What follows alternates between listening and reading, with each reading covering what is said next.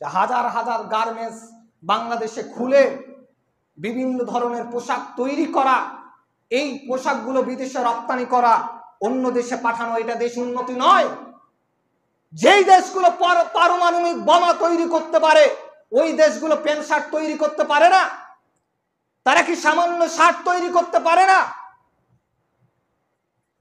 তারা কেন তৈরি করে না? তারা প্রযুক্তিতে এগিয়ে যাচ্ছে, শিক্ষা ব্যবস্থায় এগিয়ে যাচ্ছে, আর আমরা প্যান্ট শার্ট তৈরি করা নিয়ে ব্যস্ত আছি। ওই জাতির দাম বিশ্বের দরবারে হবে না।